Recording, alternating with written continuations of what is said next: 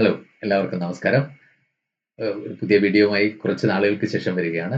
നമ്മുടെ വിദ്യാഭ്യാസ രംഗത്ത് ഉണ്ടായിക്കൊണ്ടിരിക്കുന്ന ചില പ്രതിഭാസങ്ങളെക്കുറിച്ച് അല്ലെങ്കിൽ വിവാദങ്ങളെക്കുറിച്ചാണ് പറയാൻ ഉദ്ദേശിക്കുന്നത്. ദേശീയ തലത്തിൽ നടന്ന പരീക്ഷകൾ.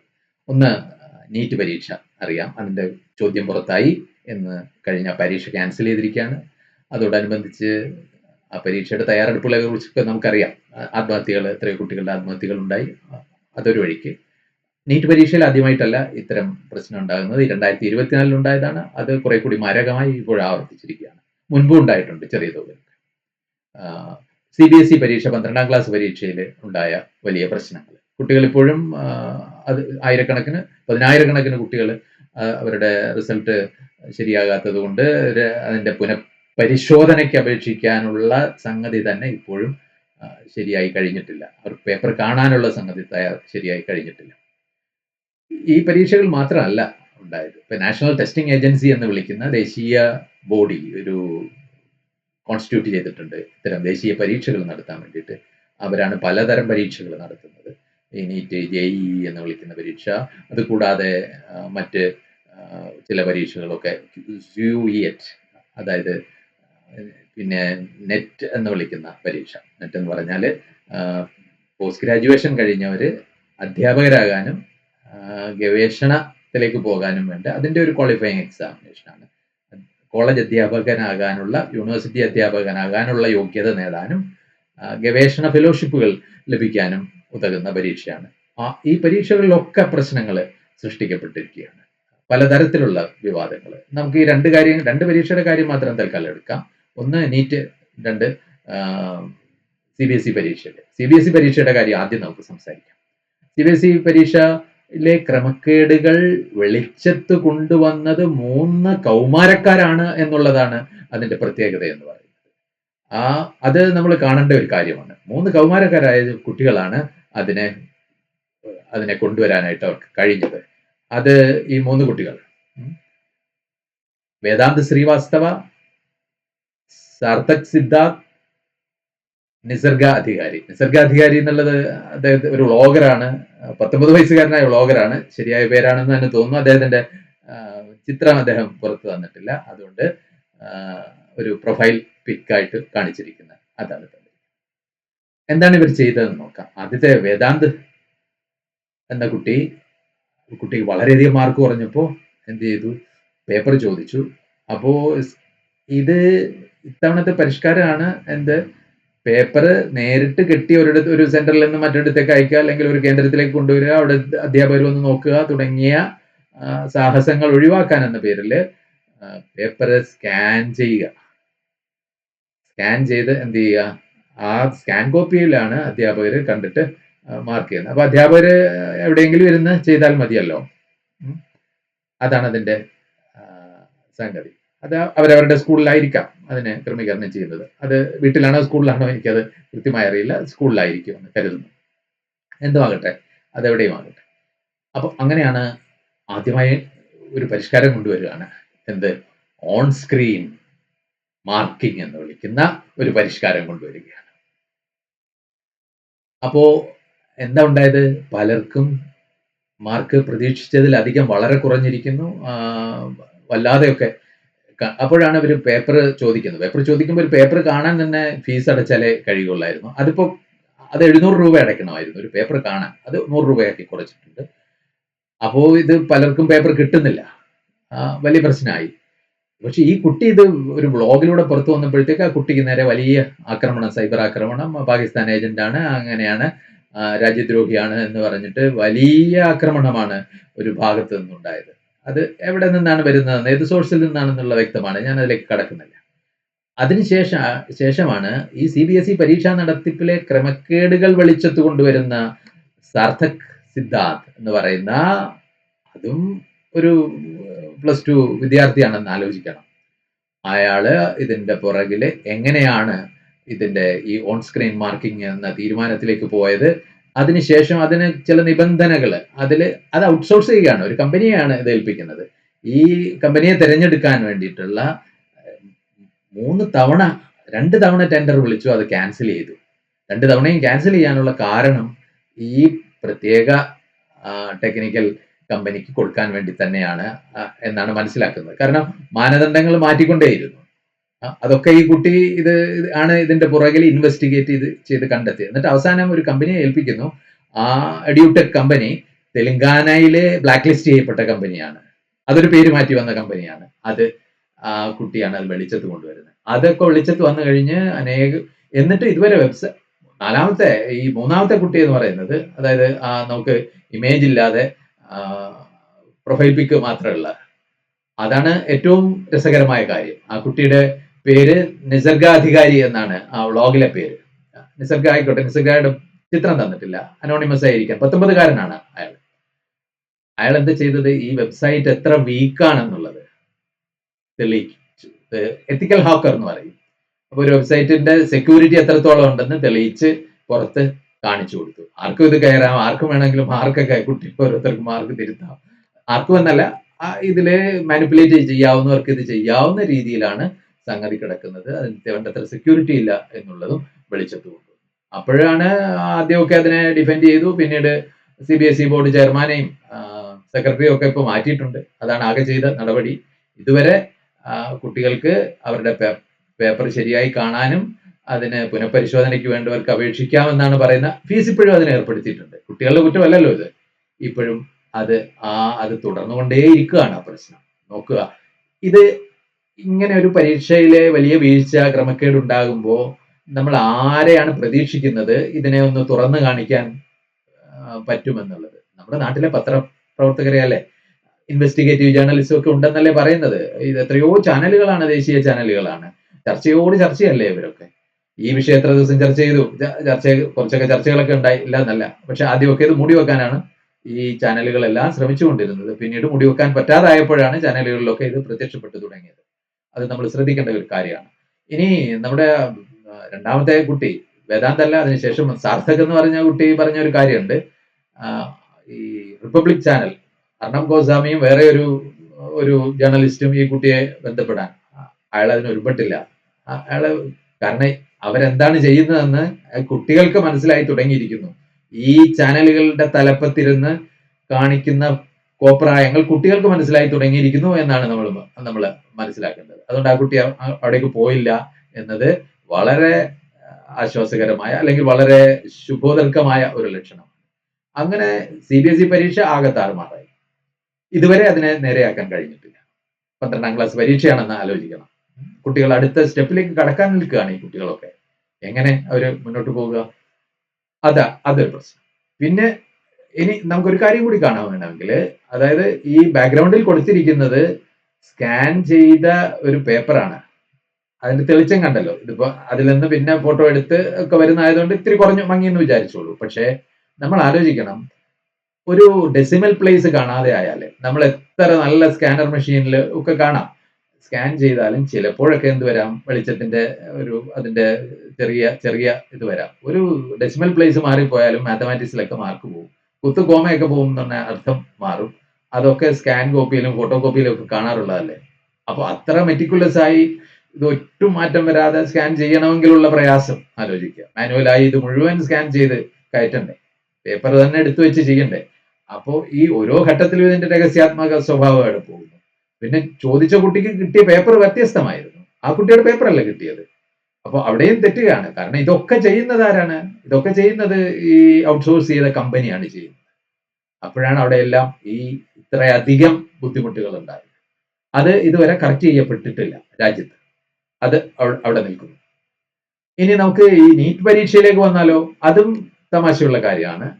നീറ്റ് പരീക്ഷയില് ഒരു അധ്യാപകനാണ്, അദ്ദേഹത്തിന്റെ പേര് കെമിസ്ട്രി അധ്യാപകനാണ്. അത് ഒരു സന്തോഷമുള്ള കാര്യമാണ്.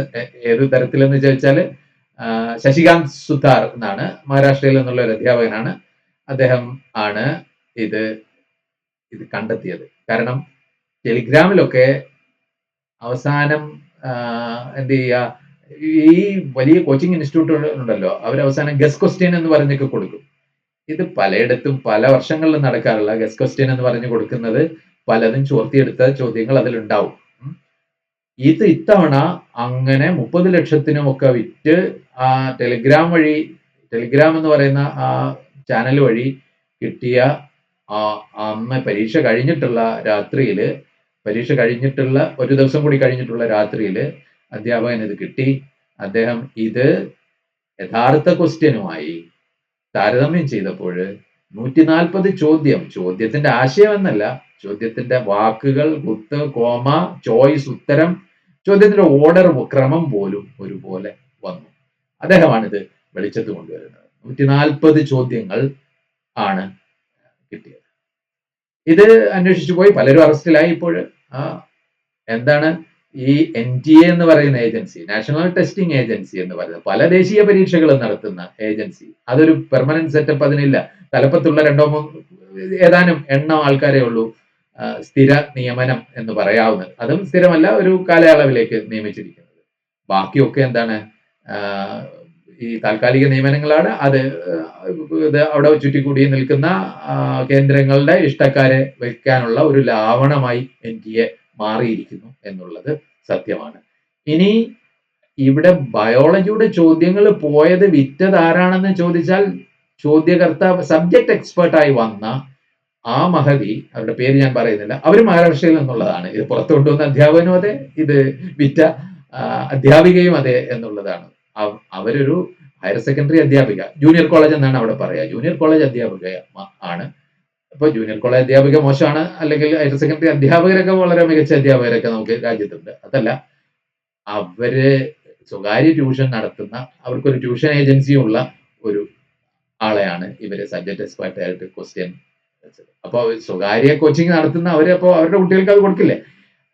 സാധാരണ സബ്ജക്ട് എക്സ്പേർട്ട് ആയിട്ട് വെക്കുന്നത് കുറെ കൂടെ ഉയർന്ന തലത്തിലുള്ള അതേ ക്ലാസ്സിലുള്ളവരെ ആയിരിക്കില്ല. കാരണം ഈ സബ്ജക്റ്റിൽ വരാവുന്ന ചെറിയ പിഴവ് പോലും, എത്രയോ തവണ ചോദ്യങ്ങളിലെ പിഴവുകൾ വരികയും അത് ചോദ്യങ്ങൾ റദ്ദാക്കുകയും ഒക്കെ ചെയ്യാറുണ്ട്. കാരണം ഇത് കഴിഞ്ഞിട്ട് ആണ് പല എക്സ്പേർട്സും ഉത്തരം നൽകുന്നത്. അപ്പോൾ ഈ എക്സ്പേർട്സ് സാധാരണ IIT-യിലോ അല്ലെങ്കിൽ കേന്ദ്ര സർവകലാശാലയിലോ ഒക്കെ ആയിരിക്കണമെന്നാണ്. അപ്പം ഈ 12ാം ക്ലാസ് ലെവലിലുള്ള ചോദ്യങ്ങളായിരിക്കണം. പക്ഷെ സബ്ജക്ട് എക്സ്പേർട്സ് പരിശോധിക്കുന്നത്, പക്ഷെ ഇവിടെ ഒരു ജൂനിയർ കോളേജ് അധ്യാപിക തന്നെ വന്നു, വിരോധമില്ല. പക്ഷെ അവര് സ്വകാര്യ ഏജൻസി നടത്തുന്നവരാണ്, അവരാണ് ചോദ്യം വിറ്റതിന്റെ ഒരാള് എന്നാണ്. അവർ അറസ്റ്റിലായിട്ടുണ്ട്. അങ്ങനെ അതിന്റെ ആ നെറ്റ്വർക്ക് പുറത്തേക്ക് വന്നു. ഒരു അധ്യാപകനാണ് അത് പുറത്തു കൊണ്ടുവന്നത്, ഇത് വന്നത്. അപ്പോ നമ്മൾ നോക്കണം, ഈ പരീക്ഷ, നീറ്റ് പരീക്ഷ എന്നൊക്കെ പറയുന്നത് സാധാരണക്കാരെ സംബന്ധിച്ച് ഈ ലോവർ മിഡിൽ ക്ലാസ് എന്ന് വിളിക്കുന്ന, പ്രത്യേകിച്ച് നഗരങ്ങളിലെയൊക്കെ, അവരാണ് ഈ വളരെ പ്രയാസപ്പെട്ട്, നമ്മുടെ നാട്ടിൽ എല്ലായിടത്തും കുട്ടികൾ എത്രയോ ദിവസത്തെ അധ്വാനമാണ്, എത്രയോ നാളത്തെ അധ്വാനമാണ്. പലപ്പോഴും അവർക്ക് മറ്റൊരു സാമൂഹ്യ ജീവിതവും ഇല്ലാതെ ഈ 12ാം ക്ലാസ് കഴിഞ്ഞിട്ട് 1, 2 കൊല്ലം ഒക്കെ ഈ കോച്ചിങ് സെന്ററിലും ഒക്കെ ഇല്ലാത്ത പൈസയൊക്കെ ഉണ്ടാക്കി പോയി ഭൂരിഭാഗം വരുന്ന വിദ്യാർത്ഥിനികളാണ്. അവർക്ക് അതിന്റെ സ്ട്രെസ് തന്നെ താങ്ങാനാവുന്നില്ല. ഈ സ്ട്രെസ് താങ്ങാനാവാതെ ആത്മഹത്യ ചെയ്യുന്നവരാണ് പലപ്പോഴും ഈ കോച്ചിങ് കേന്ദ്രങ്ങളിൽ ഒക്കെ ഇത് ഉണ്ടാകാറുണ്ട്. തന്നെയുമല്ല, ഇത് ഈ ചിലരൊക്കെ ഇത് കഴിഞ്ഞിട്ട് ഈ BSc-ക്കൊക്കെ വരുന്നവരുടെ ഒരു മാനസിക നില ചിലരുടെയൊക്കെ അത് മറ്റൊരു പ്രശ്നമാണ്. ഞാനിപ്പോ അതിലേക്ക് കടക്കുന്നില്ല.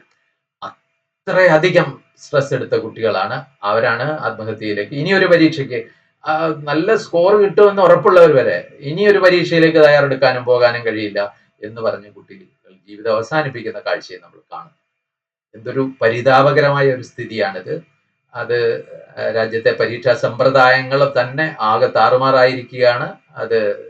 അത് നമ്മളെ എങ്ങോട്ടാണ്, യുവതയെ കൊണ്ടുപോകുന്നത്, വിദ്യാഭ്യാസത്തെ എങ്ങോട്ടാണ് കൊണ്ടുപോകുന്നത് എന്ന് നമുക്ക് ആലോചിക്കാവുന്നതേ ഉള്ളൂ. ഈ നീറ്റ് പരീക്ഷ നമ്മൾ ആലോചിക്കണം, ഇങ്ങനെ കഷ്ടപ്പെട്ടാലാണ് സർക്കാർ കോളേജുകളിലേക്ക്, അതും അതിനുള്ള സാധ്യതയും സാധാരണ കുട്ടികളെക്കാൾ കൂടുതൽ ഈ നഗര കേന്ദ്രീകൃതമായിട്ട് വലിയ കോച്ചിങ് സെന്ററിൽ പോകാൻ കഴിയുന്നവർക്കാണ്.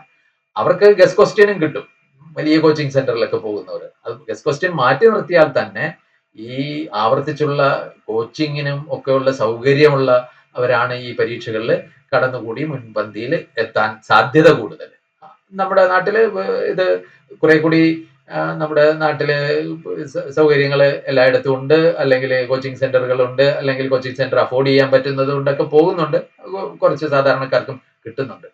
അതുകൂടി എന്ത് ചെയ്യുകയാണ്, അവസാനിപ്പിക്കും. അതുകൂടി ഒരു തരത്തിൽ 20-30 ലക്ഷം രൂപയ്ക്ക് ഈ ക്വസ്റ്റ്യൻസ് കിട്ടുന്ന നിലയിലേക്ക് 140 ചോദ്യം കിട്ടുക എന്ന് പറഞ്ഞാൽ പിന്നെ എന്താണ് അതിന്റെ അർത്ഥം? അത് ആ നിലയിൽ പോയി എന്ന് തന്നെയാണ് അതിന്റെ അർത്ഥം. ആ രീതിയിൽ നമ്മുടെ ഇപ്പൊ നമ്മൾ പലപ്പോഴും ചിലരൊക്കെ ഈ റിസർവേഷന് വളരെ എതിരായി പറയും. കാരണം റിസർവേഷൻ മെറിറ്റ് ഇല്ലാതെയാക്കും എന്ന് പറയും. എന്താണ് അതിന്റെ അർത്ഥം? നമ്മൾ നോക്കുക, രാജ്യത്തിപ്പോ സർക്കാർ മെഡിക്കൽ കോളേജിൽ അധികം സ്വകാര്യ മെഡിക്കൽ കോളേജാണ്. അവിടുത്തെ കനത്ത ഫീസ് കൊടുക്കാൻ കഴിയുന്നവർക്ക് അവിടെ എത്താൻ കഴിയുള്ളൂ, ഈ കോച്ചിങ് കഴിഞ്ഞ്. അത് വേറൊരു പ്രശ്നം. ഇതിന്റെ ക്വാളിഫയിങ് മാർക്ക് എന്ന് പറയുന്നത് താഴ്ത്തി വളരെ കുറഞ്ഞ ഒരു മാർക്ക് മതി നീറ്റിൽ നമുക്ക് ക്വാളിഫൈ ചെയ്യാൻ. അങ്ങനെ ഉണ്ടെങ്കിൽ എന്ത് ചെയ്യാം?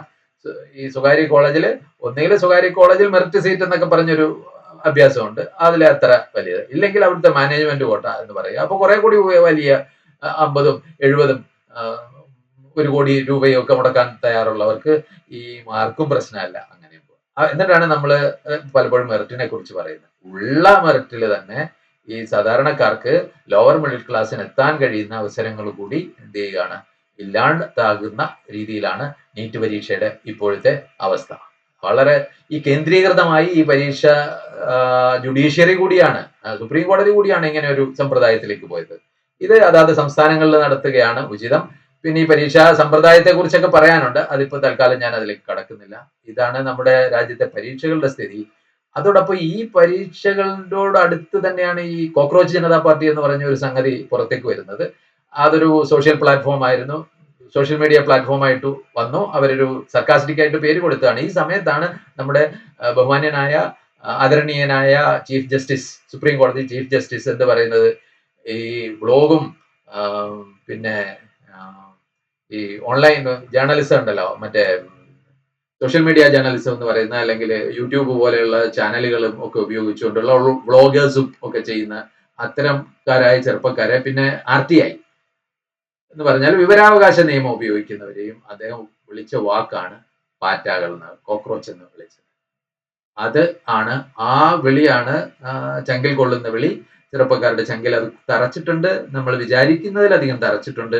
അതുകൊണ്ടാണ് ഈ മൂവ്മെന്റിന്, ഈ കോക്രോച്ച് ജനതാ പാർട്ടി എന്ന് പറഞ്ഞ മൂവ്മെന്റിന് ഇത്രയധികം, അവരുടെ ഫിലോസഫിയിലേക്കും അവർ ഉന്നയിക്കുന്ന ആവശ്യങ്ങളിലേക്കും എല്ലാം ഒന്നും ഞാൻ കടക്കുന്നില്ല. പക്ഷേ ഇത് രാജ്യത്തെ അസ്വസ്ഥതകളുടെ ഒരു കേന്ദ്രീകരണം, ഒരു പ്ലാറ്റ്ഫോം ഉടലെടുത്ത് വരികയാണ്. ഇതിനെ തള്ളിക്കളയാൻ പറ്റുന്ന ഒരു കാര്യമല്ല. കാരണം ഇത് മിഡിൽ ക്ലാസിന്റെ സ്വപ്നത്തിനെ, മിഡിൽ ക്ലാസിന്റെയും സാധാരണക്കാരന്റെ സ്വപ്നത്തിനെയും അരിഞ്ഞു കളയുന്ന, അതിനോട് തികഞ്ഞ അനവധാനത പുലർത്തുന്ന അധികാരികളോടുള്ള, കാരണം എല്ലാം നമ്മളിങ്ങനെ മൂടിവെച്ച് എന്ത് ചെയ്താലും അതിന് മറ്റൊരു വ്യാഖ്യാനം, രാജ്യസ്നേഹത്തിന്റെ ഒരു വ്യാഖ്യാനം കൊടുത്ത് കുറെ കാലമായി കൊണ്ടുപോകുന്നു. മറ്റ് അൺട്രസ്റ്റുകളും രാജ്യത്ത് വന്നുകൊണ്ടിരിക്കുകയാണ്. കർഷകരുടെ അൺട്രസ്റ്റ് പലപ്പോഴും ഉണ്ടായി പോയി. ഇപ്പോൾ തൊഴിലാളികളുടെ അൺട്രസ്റ്റ് ബോംബെയിലും ഡൽഹിയുടെ പ്രാന്തപ്രദേശ് നോയിഡയിലും ഒക്കെ ഉണ്ടാകുന്നത് നമ്മൾ കാണുന്നുണ്ട്. ഇതൊക്കെ അടിച്ചമർത്തി പോകും എന്ന് നമ്മൾ വിചാരിക്കുന്നു. പക്ഷെ ഈ സർഫസിലെ അതിനെയൊക്കെ മൂടിവെക്കാൻ കഴിയുന്ന സർഫസിന്റെ അടിയിൽ നുരഞ്ഞുകൊണ്ടിരിക്കുകയാണ് ഇത്. അതുകൊണ്ട് ഈ കോക്രോച്ച് ജനതാ പാർട്ടി ഇതിനെ എന്ത് ചെയ്തിരിക്കുകയാണ്? നമ്മൾ സാമ്പ്രദായിക രാഷ്ട്രീയ കക്ഷികൾ, ഞാൻ ആരെയും കുറിച്ച് പറയുകയല്ല, രാഷ്ട്രീയ കക്ഷികൾക്ക് അപ്പുറത്തേക്ക് പോകുന്ന, കമ്മ്യൂണിക്കേറ്റ് ചെയ്യുന്ന, ഈ ചെറുപ്പക്കാരോടും അല്ലാത്തവരോടും കമ്മ്യൂണിക്കേറ്റ് ചെയ്യാൻ കഴിയുന്ന, കമ്മ്യൂണിക്കേറ്റ് ചെയ്യാന്ന് വെച്ചാൽ അവരുടെ ആശയ സംവേദനത്തിന്റെ ഒരു തലമാണ് ഇവർ തുറന്നിരിക്കുന്നത്. അത് അവരൊരു ഇതിനായി പോവുകയാണ്, ഒരു പ്രതിഷേധ ജാഥ നടത്താനായിട്ട്. ഇതിന്റെ ദീപ് കെ എന്ന് വിളിക്കുന്ന, ഇത് തുടങ്ങി വെച്ച ആള്, അയാള് US പഠിച്ചുകൊണ്ടിരിക്കുന്ന ആളാണ്. അയാള് വരുന്നുണ്ട് എന്നാണ് പറയുന്നത്. ദീപ് കെ വരുന്നുണ്ട്, ദീപ് കെ അറസ്റ്റ് ചെയ്യും എന്നാണ്, ഇത് തടയും, ഇതിന് അനുവാദം കൊടുത്തിട്ടില്ല, തടയും എന്നാണ്. തടയാം, പക്ഷെ ഇത് അവസാനിക്കില്ല. ഇത് നമ്മുടെ രാജ്യത്തെ വലിയ ഒരു അൺട്രസ്റ്റിലേക്ക് കൊണ്ടുപോവുകയാണ്. ഇതിനെ മൂടി വെച്ചെത്ര കാലം കൊണ്ട് മുന്നോട്ട് പോകും എന്നുള്ളത് കണ്ടറിയേണ്ട കാര്യമാണ്. ഒരു ഫെയർ ഡെമോക്രാറ്റിക് പ്രോസസ്സിലൂടെ ആണെങ്കിൽ ഇത് നമ്മൾ സർക്കാരിന്റെ മാറ്റമൊക്കെ കാണും. ഈ വിഷയങ്ങളിൽ നിന്ന് തന്നെ, ഈ പരീക്ഷാ വിഷയങ്ങളിൽ നിന്ന് തന്നെ ഉടനെ എന്നല്ല, അതിന്റെ അതാ സമയത്ത് ഉണ്ടാവും. കാരണം ആ നിലയിലാണ് പോകുന്നത്. ഞാനൊരു പ്രഡിക്ഷൻ വെക്കുകയാണത്. പക്ഷേ അത് ഫെയർ ഡെമോക്രാറ്റിക് പ്രോസസ്സ് നടക്കുമോ ഇല്ലയോ എന്നുള്ളതൊന്നും അറിഞ്ഞുകൂടാ. ഇല്ലെങ്കിൽ നല്ല അൺട്രസ്റ്റിലേക്ക് രാജ്യം പോയിക്കൊണ്ടിരിക്കും എന്നതിന് സംശയമൊന്നുമില്ല. അത്രയും പറഞ്ഞുകൊണ്ട് ഞാൻ എൻ്റെ വാക്കുകൾ അവസാനിപ്പിക്കുകയാണ്. എല്ലാവർക്കും നന്ദി, നമസ്കാരം. വീണ്ടും കാണാമെന്ന് കരുതുന്നു. പരീക്ഷാ സമ്പ്രദായങ്ങളൊക്കെ നേരെ ആവട്ടെ എന്ന് ആഗ്രഹിക്കുന്നു. പഠിക്കുന്ന കുട്ടികൾ അവരുടെ അധ്വാനവും ഒക്കെ പാഴാവാതെ ഇരിക്കട്ടെ എന്ന് ആശംസിക്കുന്നു. കാരണം ആത്മഹത്യയിലൊക്കെ ഒക്കെ പോകുന്ന നമ്മൾ കുട്ടികളുടെ മാനസികാരോഗ്യം അവർക്ക് വേണ്ട ഇപ്പോഴൊരു ഒരു സ്റ്റേൺ അല്ല കുട്ടികൾ എന്നൊക്കെ പറഞ്ഞിട്ട്, അല്ലെങ്കിൽ അവർക്ക് മനക്കട്ടി ഇല്ലാത്തത് കൊണ്ടാണ്. അങ്ങനെയല്ല, അവർ താങ്ങുന്ന സ്ട്രെസ്സിന്, പ്രത്യേകിച്ച് 11-12 ക്ലാസ്സുകളിൽ പഠിക്കുന്ന കുട്ടികൾ, ഈ പ്രവേശന പരീക്ഷയ്ക്ക് വേണ്ടി തയ്യാറെടുക്കുന്ന, അതിനുശേഷവും തയ്യാറെടുക്കുന്ന കുട്ടികളുടെ സ്ട്രെസ് എത്ര അധികമാണെന്നുള്ളത് നമ്മൾ ഊഹിക്കാവുന്നതിലും അപ്പുറമാണ്. അതാണ് ഈ വലിയൊരു കാര്യം. അതും വേറൊരു രീതിയിൽ അഡ്രസ് ചെയ്യേണ്ടുന്ന കാര്യമാണ്. ഇങ്ങനെ ഒരു പരീക്ഷയൊക്കെ കുറിച്ചൊക്കെ നമ്മൾ പുനർവിചിന്തനം ചെയ്യേണ്ടത് കൂടിയാണെന്ന് പറഞ്ഞുകൊണ്ട് ഞാൻ അവസാനിപ്പിക്കുന്നു. നന്ദി, നമസ്കാരം.